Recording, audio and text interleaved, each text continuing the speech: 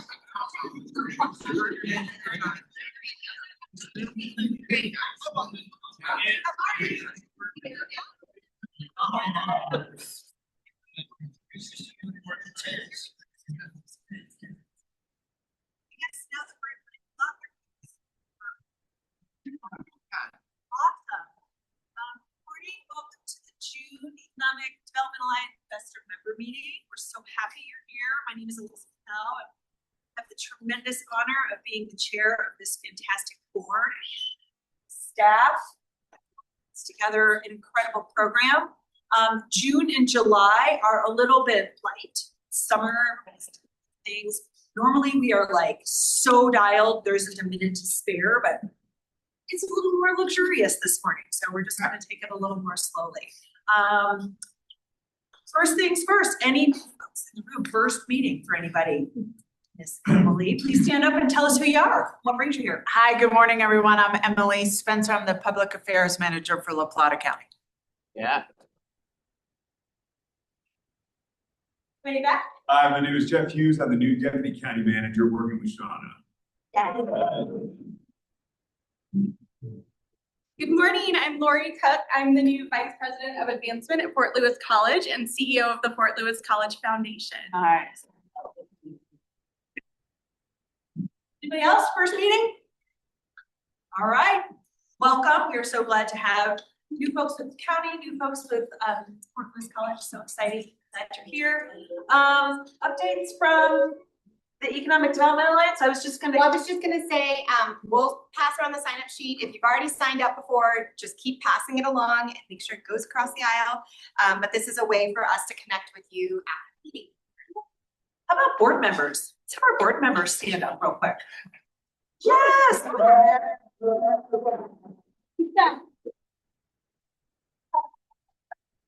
Board members represented. Okay, I think I'm done. I'm gonna kick it on over to the program. All right, Ms. Sarah. Our local government updates, John Waters. Okay, Jessica Lawyer, City of Durango. All right. Here we go. I always try to keep it fast because, you know, we're boring and there's great presentations coming up, but slow down a little bit today. I did forget my readers too, so. You, I would be amazing. I'm like, you're in my car and I jumped on my bike to come over. You know, I can kind of fake it, but no. Just only look out for the bottom. 44 hit me hard, you guys. Okay. Go. Only look at the bottom. The bottom. Everyone's like, what is this fool doing? Okay, I'm gonna wing it. Here we go. All right, so we're continuing our partnership with City's work. It's a regulatory reform consultant focused on making it faster, easier, and less expensive to start a business in Durango.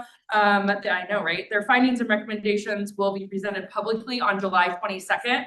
And should help identify opportunities to improve the business climate in Durango and our community. So that's exciting.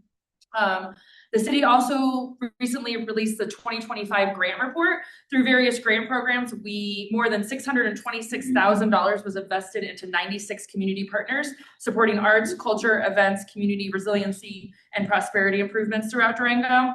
From a tourism perspective, Durango received accessibility verified recognition through Wheels to World's accessible travel program, furthering strengthening our position as an inclusive destination. Housing remains a major focus. We recently received $1.55 million in a Chaffa land banking grant to help acquire land for the Rivergate Workforce Housing Project. This is planned to create approximately 50 homes and expand home ownership and opportunities for local workers and families. We're also hosting the Engage Durango Forum this month. It's going to be focused around our housing initiatives. That is on June 23rd from 5 to 6:30 at the Rec Center. So if you're interested in learning more about that, the Durango Engage Durango forums are great. All of our executive directors from all of our different departments are there, and you can ask questions about anything after the presentation. Finally, planning is underway for the 4 days of the 4th. So this year's strategy is to create multiple days of community events and economic activity rather than focusing shortly on just like a fireworks display, which we haven't had any news, so don't ask, we don't know, but chances are. So, okay, we're just gonna be supportive of our community and not lynch Randy Black. Okay. In May alone, city supported events attracting more than 8,000 participants and spectators, highlighting the important role events play in our local economy. So overall, seeing continued momentum in tourism, housing, and all those important business fronts. So there you go. And now we have Waylon Ryan.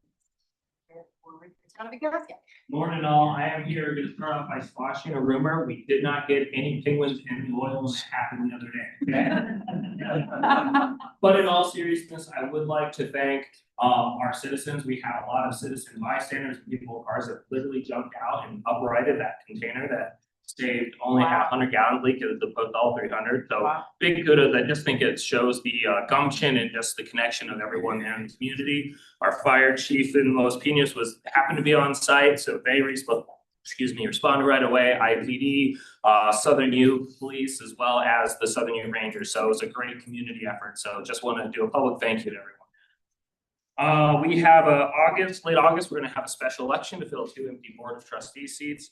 And then I think what more people in this room are going to really be fascinated is San Ignacio's Fiesta is coming up July 25th. That's going to be a full day of events, starting with a parade at 10, Dancing Spirit Art Gallery, because of the Creative District, we'll have an ice cream social. El High is going to be doing a bunch of stuff from 10 to 3 right behind City Hall. There's going to be food trucks, games, the bounce house, other fun family-friendly activities. And then lastly, from 8 to midnight, at Sky Fairgrounds, there's a big dance going on. So events all day out in Ignacio. So come down July 25th, mark your calendar.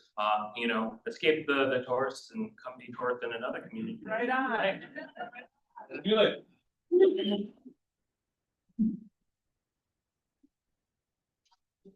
Also board member of the Alliance. Hi, everyone. Yeah, thank you very much. Okay, so they hand you the clicker. That means I've gotten real. Because we're going to need to talk about a few things today. Normally I try to make this very fast. This is a little looser of a meeting today. So I'm going to present some good information, some good news, and then we're going to get into some not great news. First and foremost, the good news. As you all know, we have been working on revising our county code in order to make things a little bit easier for everyone. So on the 19th, we removed public noticing from the final plat and plan. This was a slightly confusing component of our code that was after the project was essentially already approved. And it seemed like the community input that could be added at this time might change a project, but it does not. This is really just a formalized final introduction of what the plan is going to be. So we simply removed it. This will remove 21 days off of every housing application. So this is a pretty quick turnaround. We have been working to make things easier to build and easier to get forward. And this is a big one. I love this, but it's not as big as the removal of the 67% requirement for subdivision modifications. Say that 3 times fast. So when you apply for a subdivision, you have to get 67% of your surrounding areas to approve your subdivision. This can be anything from a single lot with a single resident on it. They need to divide it in 2 so that their kids can inherit a piece of property. But the problem is that a lot of surrounding lands in our community are owned by trusts that have lots of additional people in it. Or if we want to densify an area, having 67% of an existing subdivision on board with a subdivision being added next to it. This has been a major barrier for additional subdivisions to occur in our county. Boom, it's gone. Next up, the insertion of a major land use code permitting in the Animas Valley. We heard very strongly, for those of you who don't know, the county code has a very specific chapter for the Animas Valley. They have very different rules than the rest of us.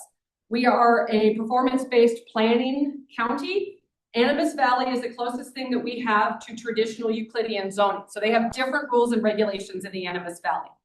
This is going to add a little bit more community input for larger projects in the valley. So there's going to be a little bit more say about how things go forward. So that was our good news. Today I'm going to talk to you about the enterprise spill. Who's aware of the enterprise spill? Okay, so the largest refined gasoline spill in the United States is occurring on the Florida Mesa in Latvia. So we need to start paying very close attention to this because you're going to start seeing a significant amount of actual physical work up on the Florida Mesa.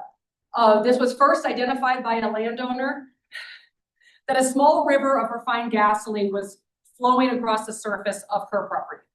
We then realized that the enterprise company, who is owner of this pipeline, their entire leak detection system was not working, and we did not understand the size of this spill. We then worked with CDPHE. They asserted their jurisdiction. The county has no jurisdiction over a pipeline or a pipeline spill cleanup. We simply work in land use, but this for me today is purely a PSA for you to understand what's going on, because some really big players are about to get involved with this. It's now recognized as the largest pipeline spill in Colorado history and questionably the largest in the country because of differing numbers from different places. Enterprise Products operates out of Houston, owns and operates 2 pipelines crossing Colorado's western slope. And the reason that we are able to have an entirely deeper conversation about this is because it passes through the Southern Ute tribal land. And that spill was in their exterior boundaries. The Southern Ute is a sovereign nation. They have their own rules and regulations, and they actually have tighter water and air quality standards than even the EPA. So if you are talking about the numbers that I am talking about, I personally am siding closer to the rules and regulations and the requirements of the Southern Ute tribe. It is their historic land. They originally admitted that it was a 16,000 gallon spill. This continued to grow. They have conceded that it is 97,000 gallons. The Southern Ute's independent investigation claims that this is closer to 200,000 gallons of refined gasoline in our county. This is where it is, if you want to know. So this is the top. This is the top of Florida Mesa. This is right over Rainbow Springs Road. So this is the mesa right before the Rainbow Springs. If you don't know, Rainbow Springs seeps and springs come from the water runoff that comes from the top, and it hits the shale and it seeps out the side. This is not groundwater that comes up. So we're very concerned about groundwater contamination at this point in time. Keep in mind, the county has no control over the cleanup here, but it is really important to know where this is happening and that we are in fact working on remediation. The plume continues to migrate southward at roughly 10 feet per day. It is contaminated over 110 acres, and there are no public water systems in the area, which essentially means everyone in this region is using well water. This is terrifying. I'm gonna be really honest, this is terrifying, okay? There are intermediate detections of benzene. Benzene is an interesting scenario because it's very difficult to remediate. And there is an intermediate detection of benzene significantly further away than was originally anticipated. I'm sorry if you have any follow-up questions on this, you are welcome to reach out to me directly. This is so much more complicated than I am producing for you today. These are all of the remediation activities that are occurring. We are monitoring wells, bio wells, sieve wells, we are biosparging. It was actually biosparging that first helped us understand that this was significantly bigger than the enterprise company was willing to admit it was. If we are pulling more gasoline out of the ground than you admitted spilled into the ground, there is a problem there. Soil vapor extraction, this is the traditional way. The problem with soil vapor extraction, however, does mean what happens when you evaporate something? You now went from water to air. So I want to tell you all that the Board of County Commissioners has been meeting and is meeting with PHMSA. This is the federal government group that will be able to help us better understand rules and regulations over the pipeline. We are working with now multiple counties because the enterprise company is willing to replace the pipeline that had a 35-year lifespan, which is now at year 40, and they changed the material inside the pipeline from natural gas to refined gasoline without any notice to the landowners. We now have hundreds of miles of this pipe in the state of Colorado that are not being replaced and are not being accounted for, and we are not getting a ton of information on how that is being monitored. If their monitors failed at 200,000 gallons, I can only imagine what is happening in other counties. This pipeline goes under multiple waterways and goes under multiple rivers, including the Animas. Huge thank you to Senator Hickenlooper and Bennett's office and Representative Jeff Hurd's office. They were the ones who helped us get PHMSA and the EPA to really start paying attention to this spill.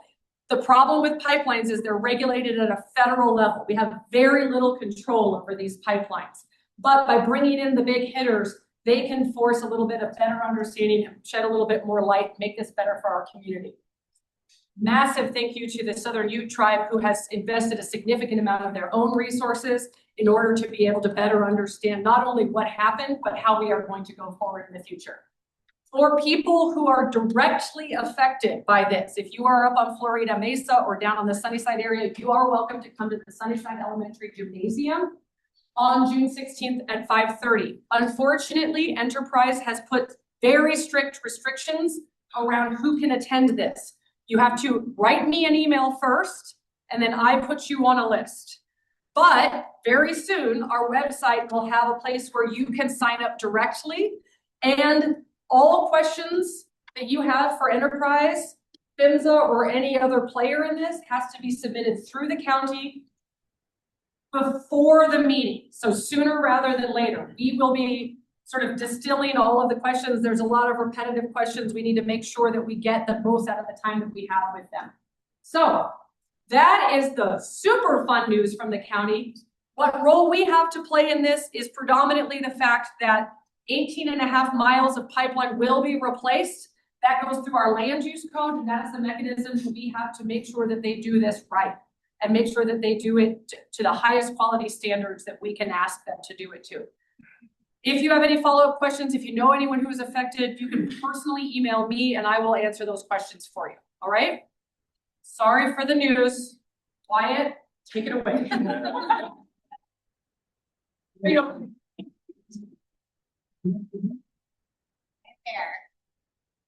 Morning, everyone. My name is Wyatt Bear, South Street Representative for Senator Bennett's office. Elizabeth, thank you for bringing this to everyone's attention.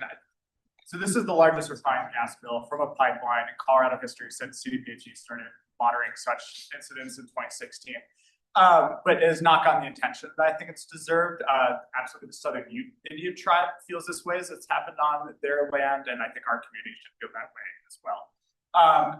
Senator Bennett in our office has been closely monitoring this spill since it happened in December 2024. We had a conversation with former Chairman Baker back in May of last year, in addition to Senator Bennett personally visited the spill in October 2024 or 2025, met with Southern Ute Tribal Council. We continue to be in close communication with the counties, with Pipeline Hazardous Materials Safety Administration, the EPA, and the CDPHE on the remediation plan going forward, and making sure that we can protect all the community resources that people live up there in Florida Mesa, and most importantly, the Animas from any contamination from gasoline or benzene. On another note, changing tracks, small business development centers, specifically in Colorado, have an update on that. So earlier this year, the Colorado Small Business Development Center was not receiving authorized funding from Small Business Administration. So in March, Senator Bennett led an effort, a group of Colorado congressional members, I think including Senator Hickenlooper, Representative Jeff Hurd, to urge the FBA Administrator Kelly Leffler to take action on the agency's failure to provide prompt spending for Colorado's SBDC.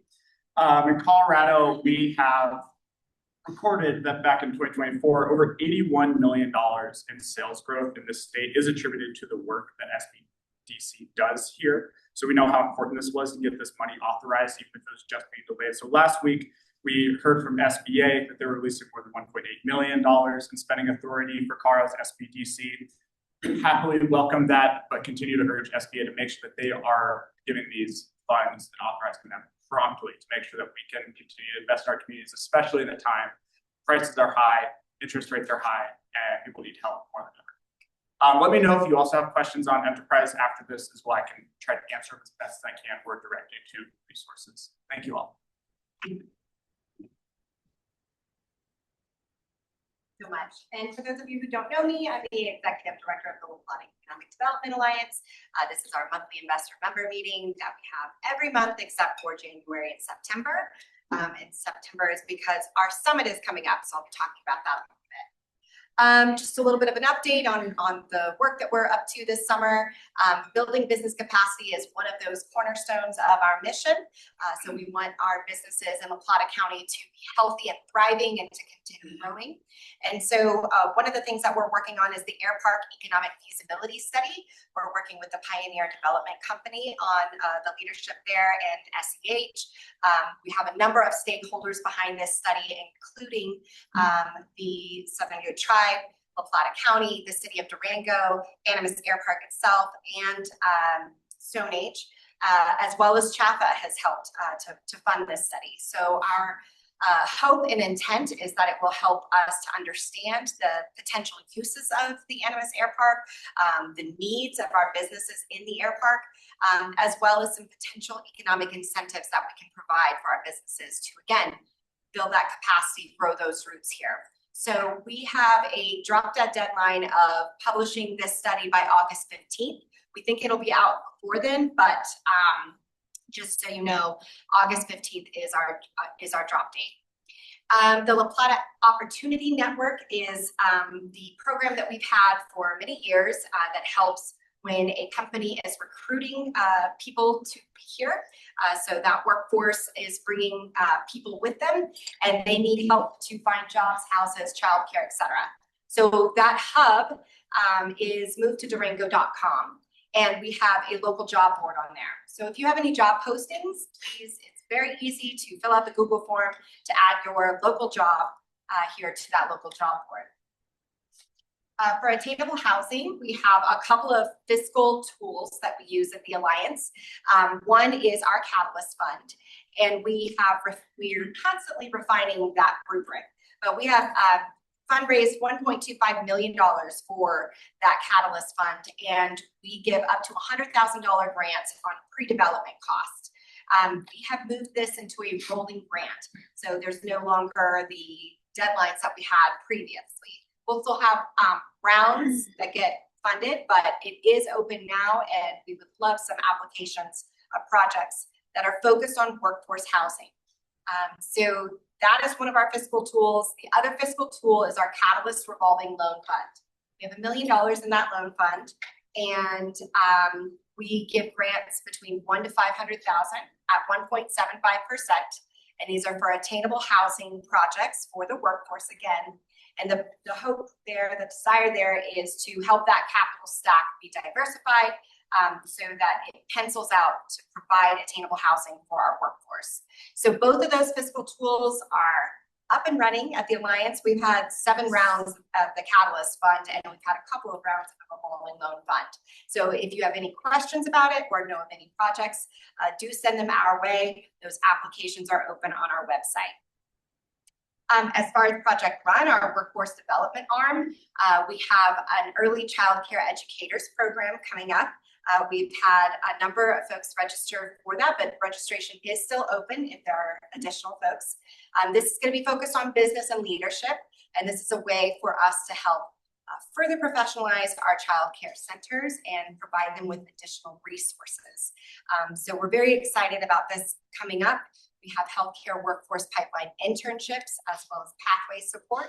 Annie Lawson is here if you have any questions about healthcare pathways and the work that we're doing there, or the wraparound support services that she's providing a lot of these folks who are getting into healthcare careers. And the summit is coming up so quickly. September 10th, we're very excited. It is about fueling our economy. We have solidified our breakout sessions now. Our keynote sessions have been solidified for a while. So if you are interested in what is coming up there with the program, do jump on our website and check it out. Tickets will be going on sale July 1st. So we are trying to close up our sponsorships. We only have partner and supporter levels left, but this is a great time to get in as a sponsor, as there's going to be a huge push with ticket sales to really get out more businesses in. So we would love to have your sponsorship if you are able, and it does come with tickets, and or tickets will be available on July 1st. So we're very excited about this year's summit. We also have a number of key stats there so that you can see what last year's looked like, where we had 350 attendees, and over 45% were in executive leadership. This is the largest business and leadership conference in the Southwest corner. And we're very proud of it. This is our 19th year of doing it here at the Alliance. So please come and join us for the summit.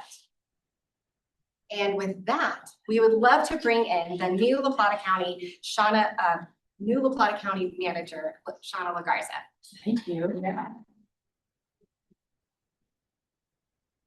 That's an old picture up there. Nice job. But What's here? I wanted to say, I remember when the gas spill happened, December 4th, 2024. I was watching football. It was late in the evening. It was dark outside. And Chief Black called me and he said, I need you. We have a problem. There's gas coming out of the ground at this location.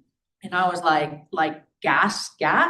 He's like, and then Krupa got on the phone with me, right? And they started to describe what was going on. And so, I came from emergency management in the county, and you'll see some of this.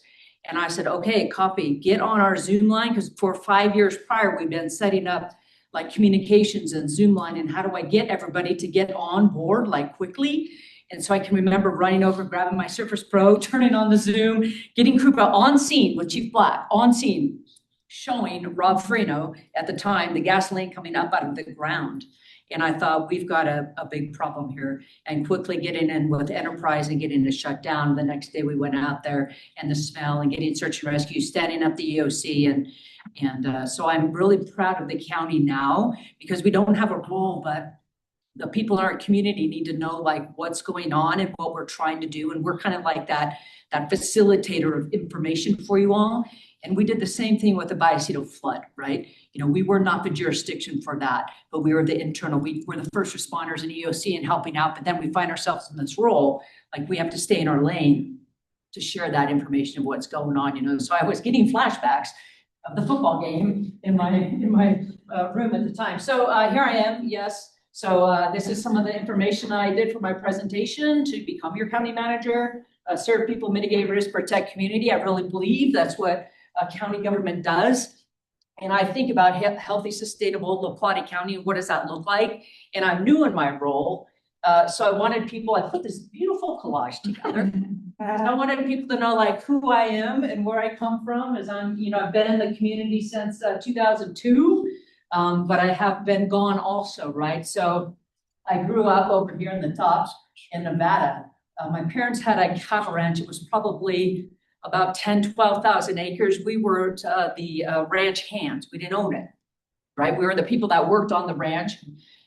It was a big, beautiful ranch. We had cattle, sheep, pigs, horses, goats, cats, peacocks, whatever, right? And my parents had a slaughterhouse, so we killed them. We raised animals, we killed them, we sold them to people. People brought us animals. Everybody thought I was a boy. So my mom got me a pink cowboy hat.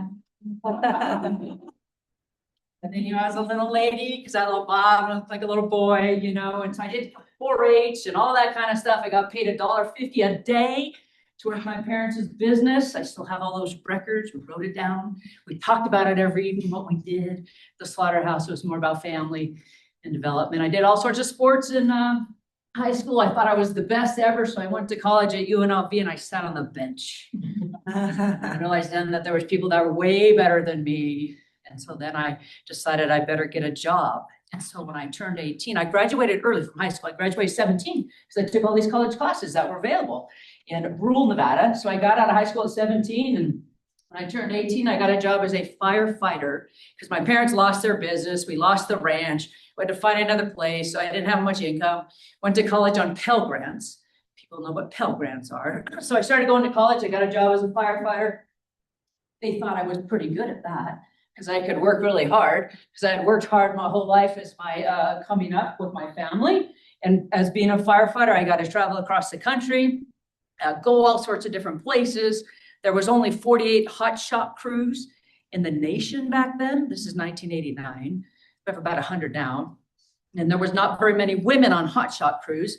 And so a young ranch hand, hardworking gal that was pretty excited to get minimum wage and travel across the country and see places because we didn't travel when you were on the ranch. I was super excited. I fell in love with being a hotshot.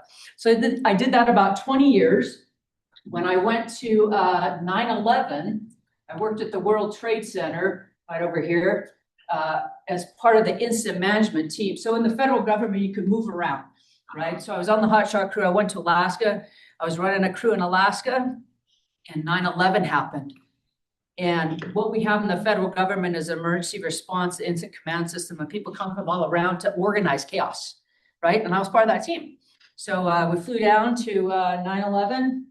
I spent a month working at the pile when it looked like the pile.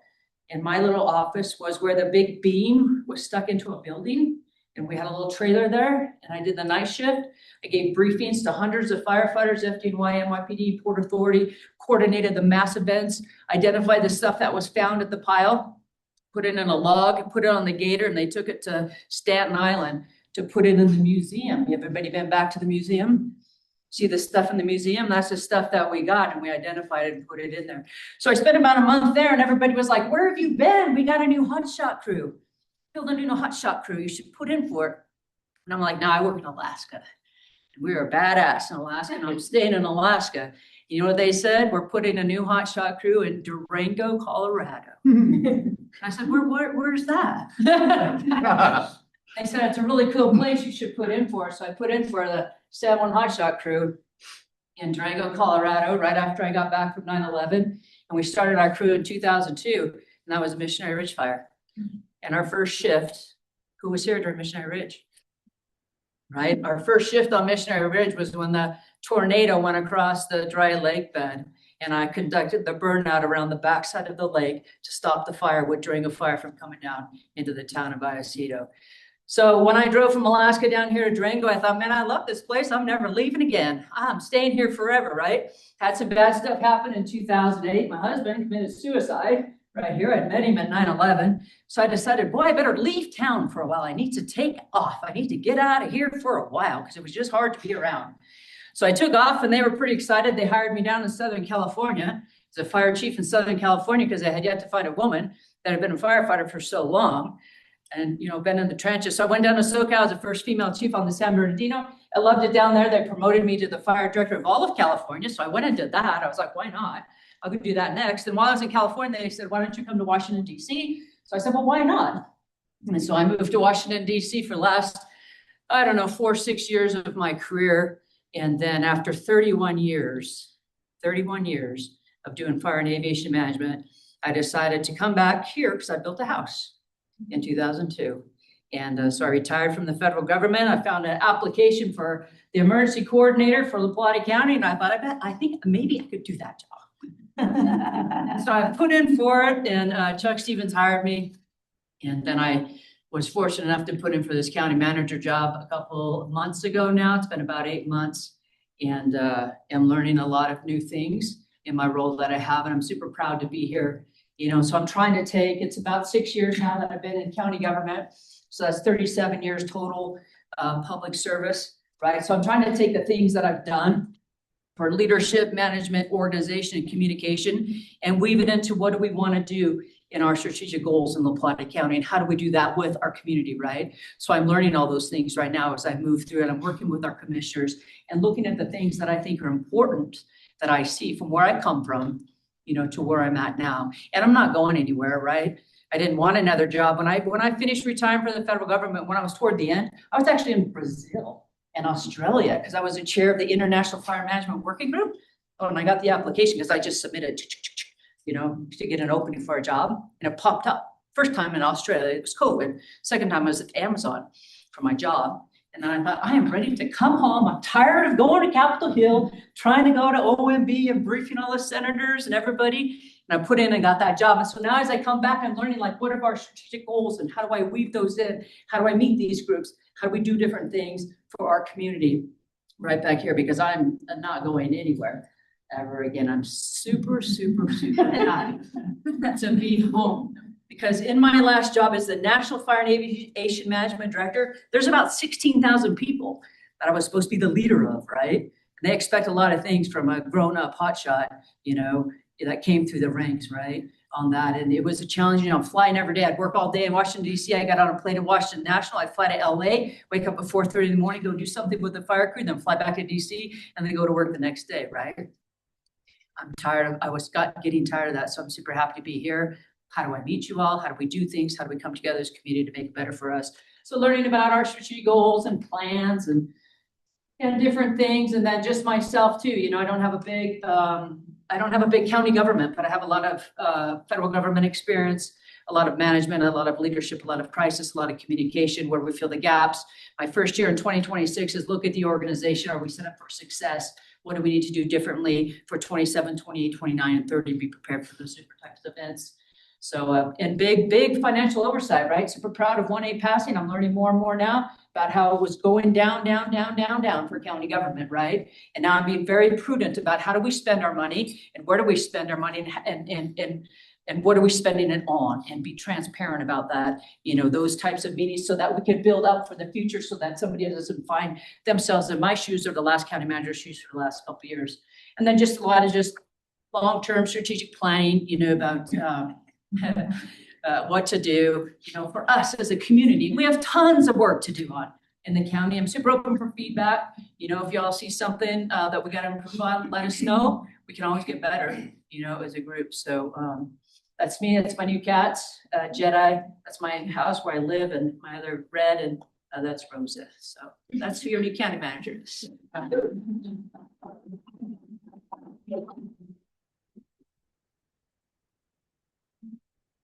Thank you, Shauna.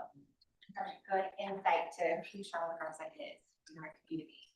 And next up, we have Cory Finney, the managing partner of Howdy Partners.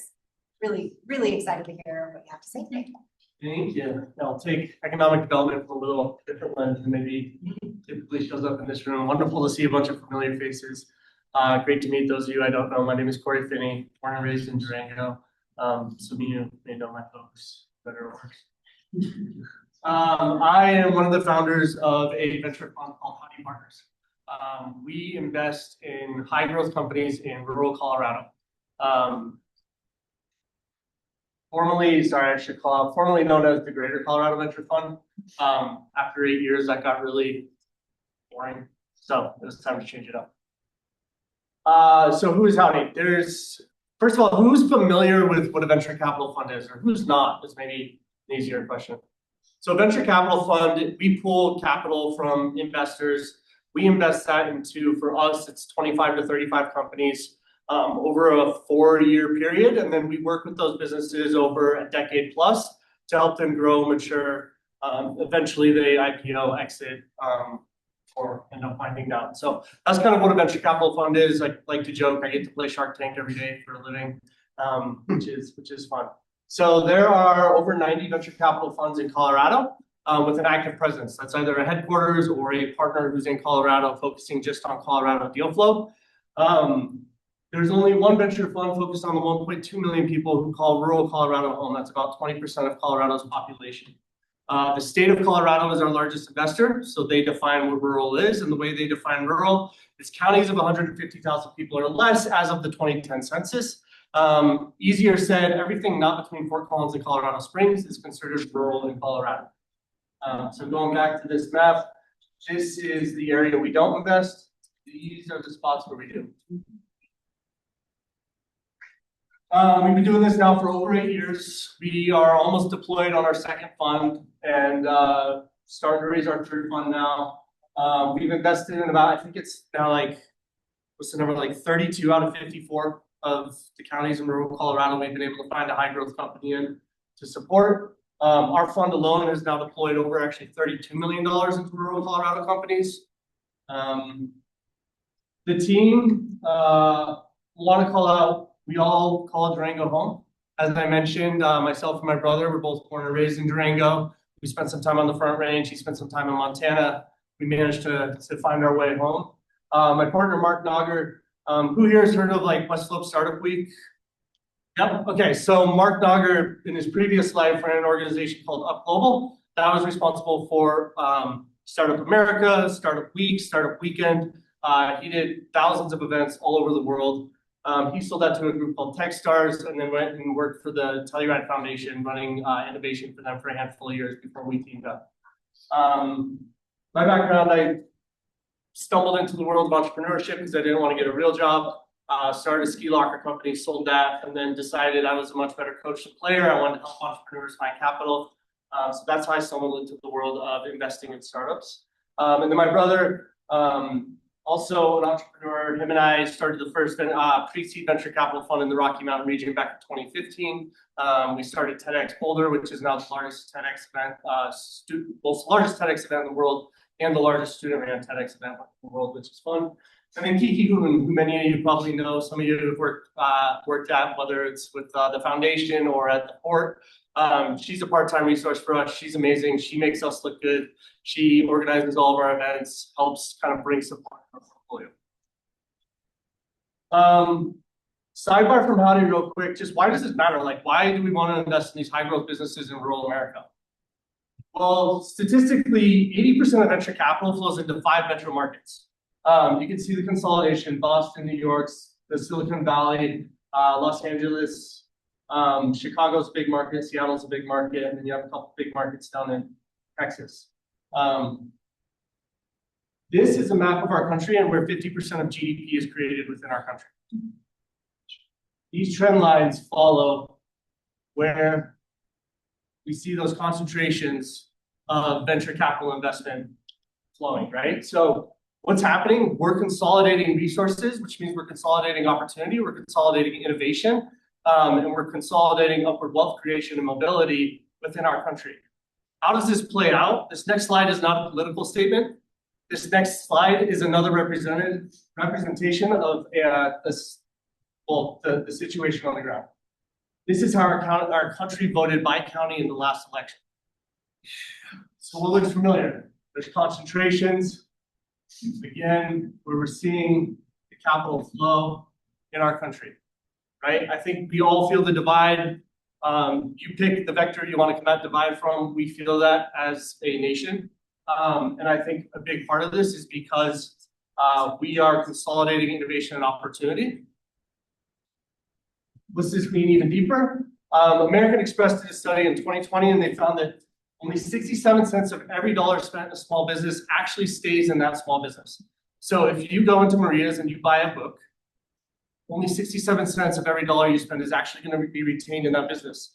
Why? Well, Visa, Stripe, they may run HR on a software company that's in Silicon Valley, right? So what we've done with venture capital is we've created these massive, what I call capital exportation businesses. And as we become more technically as a society, our businesses are more and more reliant on these tools, which means more and more of every dollar that we spend in our small business is actually leaving our community, right? Take this back 40 years ago, you walk into Griego's, it's cash only. All of that dollar is staying in Griego's. They take that money, they go get their haircut. That money goes to the tire shop and it gets redistributed. So what were traditionally capital redistributors within our local economies are now actually slowly becoming capital exporters at an accelerating rate, sadly enough. How do we reverse this? We have to invest in high growth companies and create our own capital importers within our local economies.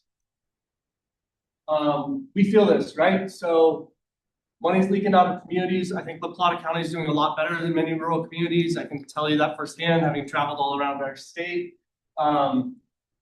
And then jobs, housing, right? All the issues that are brought up in these meetings times and times again. Big part of this is because, again, we're funneling capital out of our communities not on purpose. This is not a malicious thing. It's just the reality of the construct of like our reliance on the technological economy. The good news, we're already in the lead. La Plata is so far ahead. I would argue one of the most established rural counties in the country when it comes to high growth business creation. We have a litany of success stories that we can look at. The one I'm most familiar with is Agile Aerospace. We wrote the very first investment into that company. That company now employs over 140 people in La Plata County. 140 people, that's huge for our county. Let me put that in context. The state has a spreadsheet they keep, it's called the Rural Equivalency Metric. And you can plug any county in and compare it to any other county in Colorado to see, okay, how many jobs created here? How many jobs would have to be created in another county to have the same economic impact? So when I compare La Plata County to Denver County, the 140 jobs that Agile has created has the same economic impact as a company of over 2,500 people in Denver County, right? That's what it means to our local economy. That's massive. King Energy is in this building. Mercury Payment Systems, we're all familiar with that story. A handful of others, right? Gift Prime, Stone Age, Community Revs was a company we worked with, Scott Running, Farm to Summit, on the bit of payment, many, many more. So we have this infrastructure that's already here. That infrastructure largely exists because of amazing organizations in our community, the college, the Fort Lewis AI Institute, SCAPE, Region 9. I can continue to go on and on. There's a handful of different actors, the SBDC we talked about earlier. There's a handful of folks that support these entrepreneurs at the earliest stages of their journeys.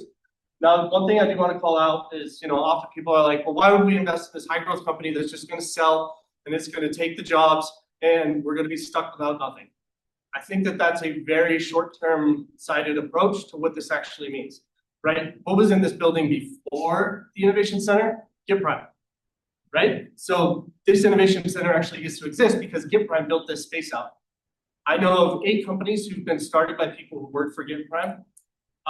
We all know what the Katz family has done for our community, right? That exit has meant that we now have one of the, arguably the most amazing bike park being built in the country. We have a Nordic Center that's going to be protected for decades to come. So I think that you have to look at the bigger picture, and sure, there may be job shuffle, but on the aggregate, like when these companies win, the communities end up winning. Tying this back to us real quick, our companies, we're proud to say, they've created over 500 jobs in rural Colorado. We've now invested in about 56 companies. Our companies beyond us have raised an additional $120 million in financing. How do we do it? We've spent over 500 nights. We all bought camper vans so we could travel around the state, and we got tired of sleeping in hotel beds. We host pitch events, AI hackathons, we do an annual summit, work with local partners like SCAPE on angel events, happy hours. This year we did 8 ski days around the state that were paired with dinners and so forth. So really trying to be boots on the ground. Our philosophy in a rural community is you're guilty until proven innocent. We have to show up, we have to do the work, we have to get to know people. Our tagline is values create value. We try and align on that value first approach with founders. Like, hey, we get it. We get that you may have chosen the hard path of building this company in Durango versus building this company in Boulder. Let's meet where we are and see what we can build together. Couldn't leave without an ask. If you know any founders who are building high-growth companies, please send them to us. It's never too early. We always want to start the relationship. As I mentioned, investing in your local community and companies is incredibly important. I think SCAPE is an amazing outlet for that. I see Heather in the back over there.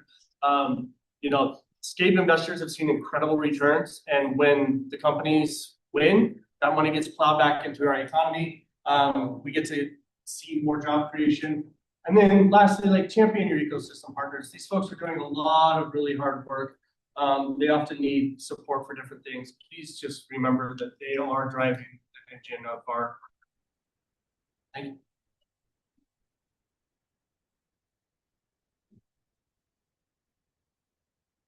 Great. Next up, we have Dan Hunt with the Mobile Home Park Network. As you all know, the Alliance has been involved with attainable housing for the workforce for 5 years now, really focused on it. And so there are some innovative solutions in Plata County, and this is one of them that we want to talk about. I got three things. Get all the things. Good morning. I'm Dan Hunt. I grew up on the East Coast, but as you can tell, I'm not one of those fast speakers out there. So, the MHP Network is a 501c3, and it was formed as a platform to spread information and to increase efforts that we were already making around the state, with a focus on those weaker areas that other people weren't, it's helping essentially to make things work better.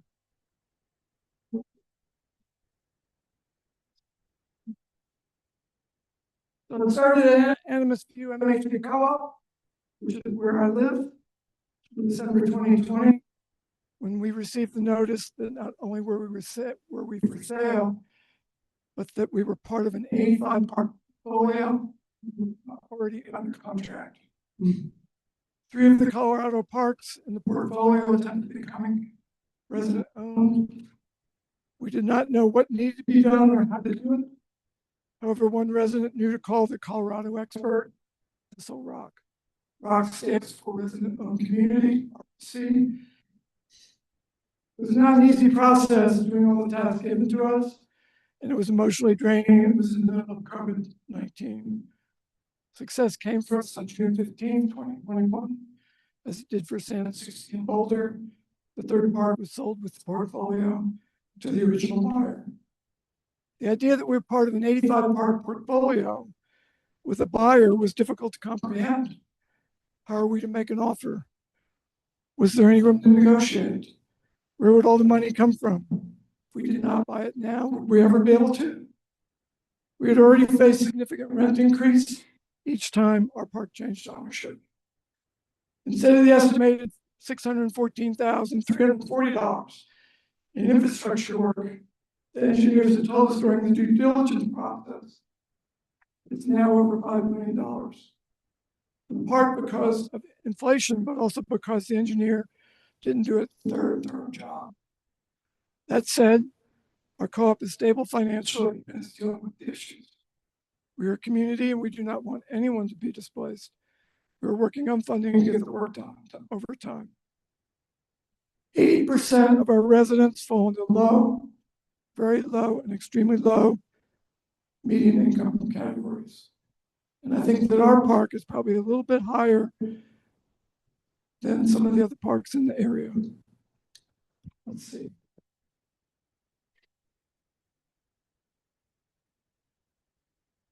Word got around on the success of the Animus View. When Westside Mobile Park and Triangle Trailer Park came up for sale, residents from both parks and others in the community mobilized to help them. 2 more successes. Their model is different.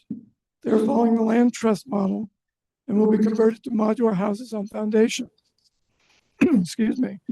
The goal is to keep purchase costs and affordable housing. Hermosa Village community became a ROC this past March. Future communities are organizing. Mountain View Mobile Home Park has been organizing and has met basic requirements to work with Thistle Rock. They're in Memphis. Mini Mansions Mobile Park is close to doing so. They're in Bayfield.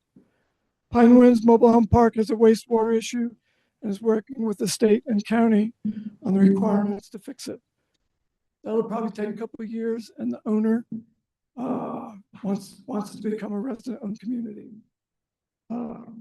There's issues with the mobile home park owner that has wastewater or water issues in getting financing. So this is part of the solution path that they're moving towards. Cortez MHP is under contract by an investor, and the goal would be for a nonprofit to buy it. Nonprofits around the state get input from residents and often plan for them to become ROCs. So whatever, there's a lot of choices. There's government-owned parks out there in Steamboat and Boulder. And there's a bunch of nonprofit-owned parks out there. And some of those parks typically want them in the future to become resident-owned. So it was the best route for them to go through to get it preserved.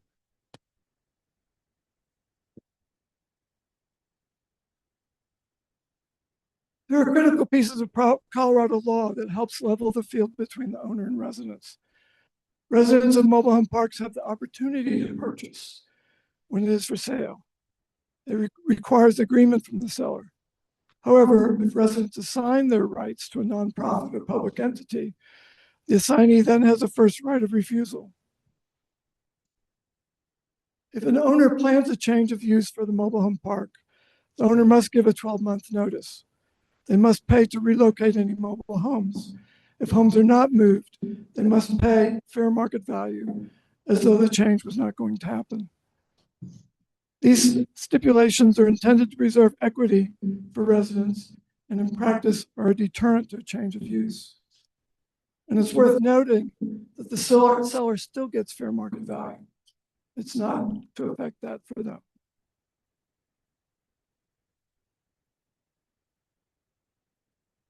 In the past in Colorado, if an owner wanted to sell or convert the use of the land, residents often had to abandon their homes and be displaced. Rent stabilization is the most important benefit for preserved parks, as they increase only as necessary to meet operational costs. As a ROC, co-op members vote on their next budget, set rent and fees, and approve rules and bylaws. Within a few years, rents are often below market. So our park, when we bought it, rents varied between $655 and $750, and we were at the top of the market. Our rent is now $800, and there's parks in La Plata County that are charging $900 and $1,200 a month for rent. So over time, what we're doing is trying to make it easier and easier for the residents.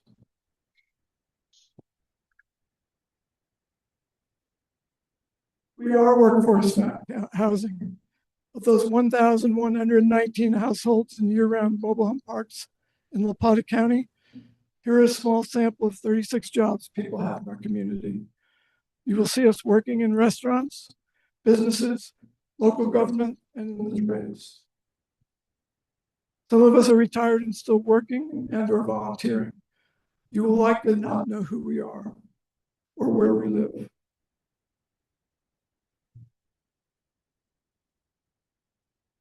So this one down here, extremely low at 24,090 for one person.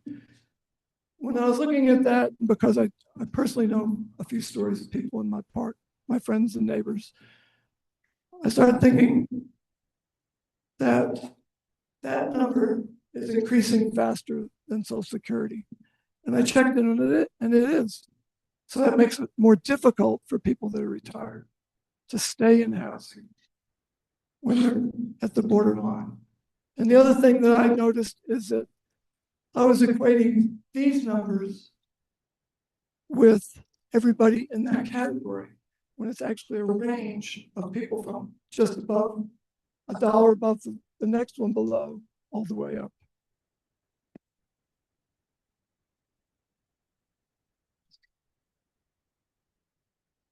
Regardless of the purchase entity used, residents typically do not provide down payment funds.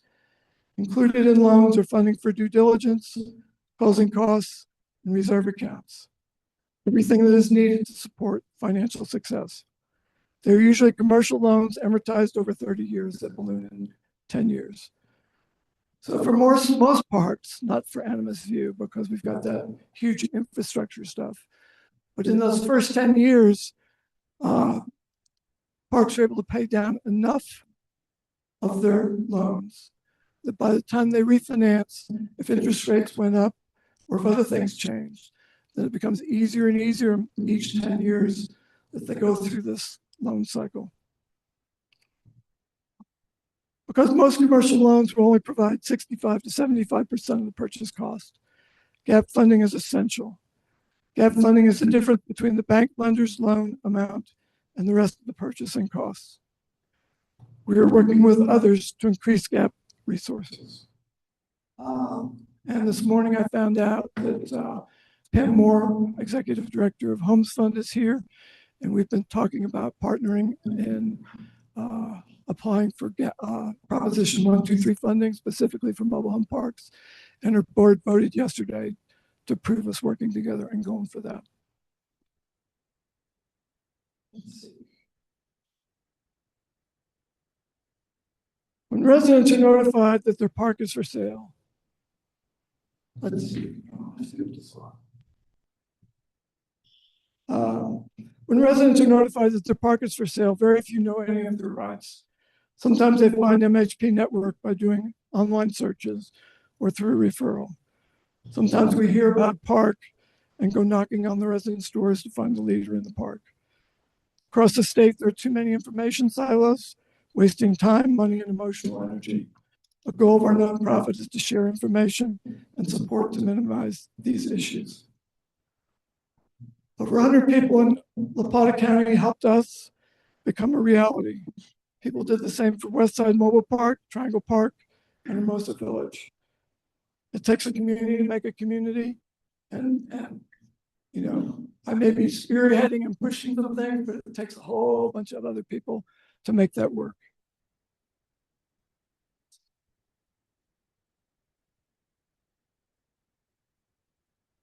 So here's some ways you can help. If you live in a mobile home park, or know someone, if you know somebody that lives in one or have an employee, talk to them, share information, advocate for housing policies, and help us think of outside the box on gap funding. Thank you.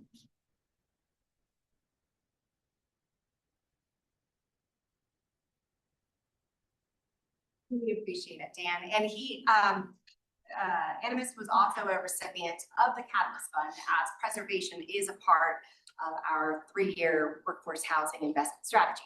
So real quick, we have one community announcement, I believe. Is it Foundation? No. Okay, no. We have, does anybody have any community announcements? Sure. Jeff. Business after hours, we'll be at Nunn Construction. So Sam is gonna be our host along with Willow from Colorado Closets Plus next Thursday from 5 to 7. So please join us. Woo. Oh, Clark.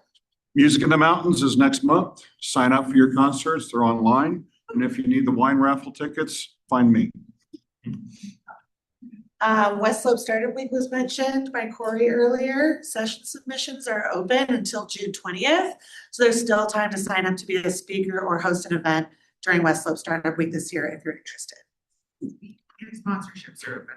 And sponsorships. Thank you, Rachel. Okay, thank you so much. Our next meeting is going to be on July 14th. A big, big thank you to our board members, as well as our staff and team, and our investor members and our summit sponsors. We're so grateful. You're the engine of our work. So thank you again, and we'll see you next month.